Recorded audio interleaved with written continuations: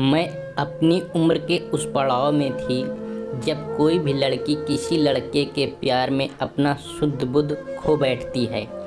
यानी कि मेरी उम्र उस वक्त 17 से 18 साल थी। अच्छे बुरे की तमीज़ और दुनिया को परखने का ढंग नहीं था। सोचो में गहराई नहीं थी। लड़कों के खूबसूरत चेहरे को देख उन पर मर मिटने को जी चाहता। यह उम्र का वह दौर था जब हर लड़की को एक साथी की ज़रूरत होती है। मैं भी उन्हीं लड़कियों में से एक थी जिसे अब एक साथी की ज़रूरत महसूस होने लगी। कुछ दिन बाद मुझे एक साथी मिल ही गया। वह लड़का मेरे घर के सामने वाले फ्लैट में रहता था। वो देखने में बहुत खूबसूरत था। कुछ ही दिनों में मैं उसके खूबसूरती की दीवानी हो गई। कुछ दिन तक हम यूं ही एक दूसरे को देखते रहे, पर कुछ दिन के बाद इशारों में हम दोनों की बातें होने लगी। बातें होते होते फिर हम दोनों के मिलने का भी सिलसिला शुरू हो गया। उसका नाम रोहित था। मैं रोहित के प्यार में इतनी पागल हो गई थी कि अब उसके बिना मुझे कुछ दिखाई नहीं दे रहा था। एक दिन मेरे पिताजी मेरे लिए एक लड़के का रिश्ता लेकर आए। साथ में उस लड़के का फ़ोटो भी था। जब मेरी माँ ने उस लड़के का फ़ोटो मुझे दिखाया तो वह फ़ोटो देखते ही गुस्से में मैंने उस फ़ोटो को फाड़कर फेंक दिया और कुछ कहा, कितना बदसूरत है यह लड़का। आप लोगों को मेरी शादी के लिए यह लड़का ही मिला था। मैं इस लड़के से शादी हरगिज़ नहीं करूँगी। वैसे सच बताऊँ तो वह लड़का इतना भी बदसूरत नहीं था, पर मेरी पसंद तो रोहित था। रोहित के प्यार में मैं पागल जो थी। शाम को जब घर वापस पिताजी आए तो माँ ने उन्हें सारी सच्चाई बता दी। पिताजी ने मुझे बुलाया और मुझसे शादी इनकार करने का कारण पूछा।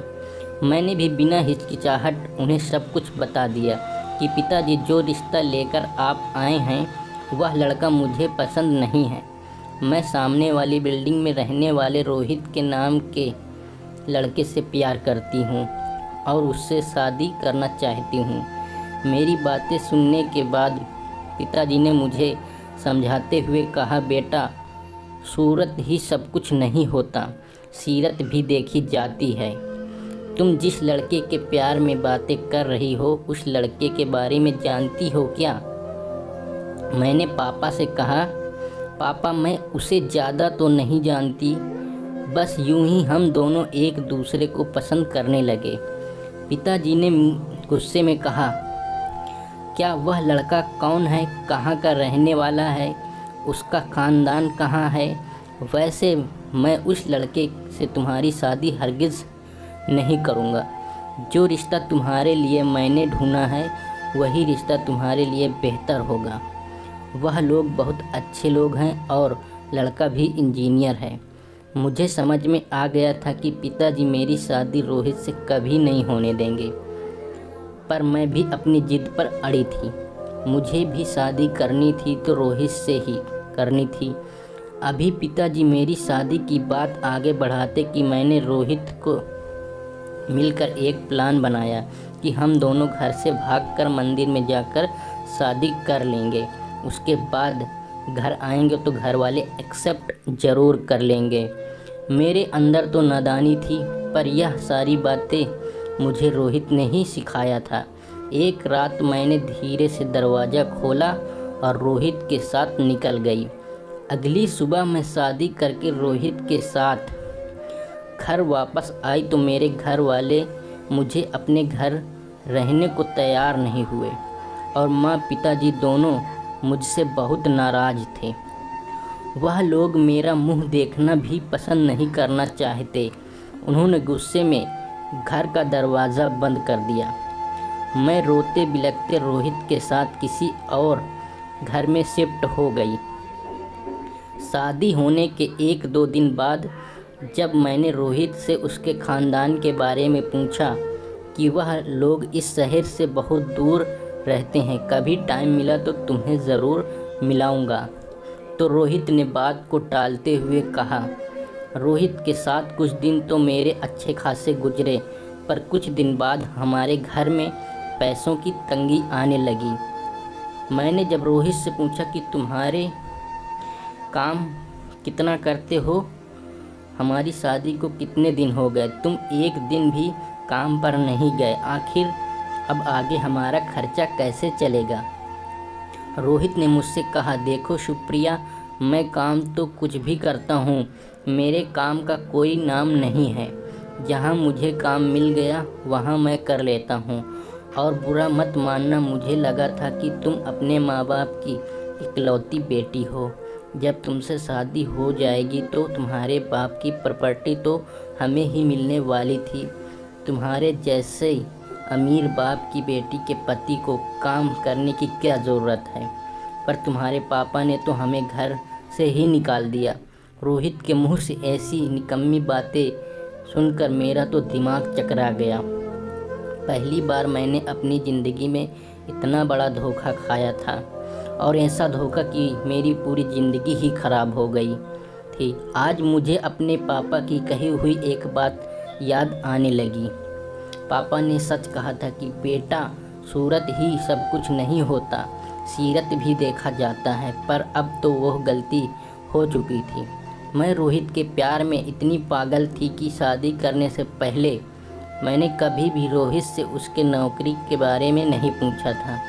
बस वह मुझे पसंद आ गया और मैंने भागकर उससे शादी कर ली। कुछ दिन बीतने के बाद मैं पेट से हो गई, पर यह बात जब रोहित को पता चली तो वह खुश होने की बजाय और गुस्सा करने लगा। कहने लगा, अभी हम दोनों का पेट पालना मुश्किल है, एक और जीव का जंजाल हम दोनों के बीच आ जाएगा तो चलो अबॉर्शन करवा दूं। मैंने रोते हुए रोहित से कहा, रोहित, मैंने तुम्हारा इतना प्यार किया और तुम हो कि उस प्यार का यह सिला दे रहे हो। चाहे कुछ भी हो जाए, मैं अपने बच्चे का अबॉर्शन नहीं करवा सकती। रोहित ने गुस्से में कहा, ठीक है, मत करवाओ, दोपहर का वक्त था। यही कहकर रोहित घर से कहीं दूर चला गया और कभी वापस लौटकर नहीं आया। मैंने कुछ दिनों तक रोहित का इंतज़ार किया, पर घर में पैसों की तंगी होने की वजह से मैं कब तक इंतज़ार करती। मुझे समझ में आ गया था कि रोहित ने मुझे से कभी भी प्यार नहीं किया, बल्कि उसने मुझे इस्तेमाल किया और मेरी नासमझी का फ़ायदा उठाते हुए उसने मेरी प्रॉपर्टी की वजह से मुझसे शादी की। और जब पापा ने हम दोनों को घर में रहने से मना कर दिया तो वह मुझे छोड़कर चला गया। मैं बहुत बेबस और लाचार हो गई थी। मुझे ना चाहते हुए भी दोबारा अपने माँ बाप के घर जाना पड़ा। जब मैं अपने घर गई तो देखा माँ के दरवाजे पर बैठी हुई थी, पर उनका चेहरा उदास था। ना तो वह सिंदूर लगाई थी और ना ही बिंदी। माँ का चेहरा देखकर कुछ अनहोनी होने का एहसास हुआ। माँ मुझे देखते ही रोने लगी। माँ ने मुझसे कहा, बेटा, जब तुम यहाँ से चली गई तो अलग बगल के लोगों ने हमें ताने देने शुरू कर दिए। एक ही बेटी थी, उसे संभालना नहीं सके और वह भी इज्जत खराब करके भाग गई। तेरे पापा यह सब बर्दाश्त नहीं कर पाए और उन्हें हार्ट अटैक आ गया और वह हमें छोड़कर चल बसे। अपने पापा की मौत की खबर सुनकर मैं अपने माँ की पकड़ कर रोने लगी और रो रो कर कहने लगी, माँ मुझे माफ़ कर दे, यह सब मेरी वजह से हुआ है। मैंने बहुत बड़ी गलती की है। आज अगर पापा की बात मान ली होती तो मुझे यह दिन नहीं देखना पड़ता। रोहित मुझे छोड़कर कहीं चला गया। मैंने माँ को सारी सच्चाई बता दी और माँ को पकड़कर खूब रोई। माँ तो माँ होती है, वह अपनी औलाद को कहाँ छोड़। शायद आज पापा भी होते तो वो भी मुझे अपना लेते, क्योंकि पापा भी मुझे से बहुत प्यार करते थे और उनका प्यार ही था कि वह मेरी शादी एक अच्छे इंसान से करवाना चाहते थे। पर मैंने ही नादानी में आकर गलत कदम उठा लिया। कुछ दिन बाद मैंने एक लड़के को जन्म दिया। आज मैं उसकी माँ के साथ रहती हूँ, पर ज़िंदगी भर मेरे दिल में यह बात कांटों की तरह चुभती है कि काश मैंने अपने माँ बाप को धोखा नहीं दिया होता तो आज मेरे पापा भी ज़िंदा होते और मेरी ज़िंदगी भी बर्बाद ना होती। प्यार करना कोई बुरी बात नहीं है, पर प्यार की परिभाषा बहुत कम लोगों को पता होती है। आज के ज़माने में प्यार कम, धोखा ज़्यादा है। पर मेरी हर उन नादान लड़कियों से गुजारिश है कि बचपन में आकर कभी भी गलत कदम न उठाएं, क्योंकि हमारे माँ बाप जो हमारे लिए सोचते हैं वह अच्छा ही सोचते हैं। हमारे लिए बहुत घातक साबित होता है। यह हमें उस वक्त नहीं, बाद में पता चलता है, क्योंकि जो सुप्रिया के साथ हुआ वह किसी भी लड़की के साथ ना हो। तो आपको इस स्टोरी से क्या सीखने को मिली, कमेंट्स बॉक्स में ज़रूर बताएं। अगर वीडियो अच्छी लगी हो तो चैनल को सब्सक्राइब करें और वीडियो भी लाइक कर दें। मिलते हैं फिर किसी नेक्स्ट वीडियो में, तब तक के लिए आप सभी का बहुत बहुत शुक्रिया वीडियो देखने के लिए।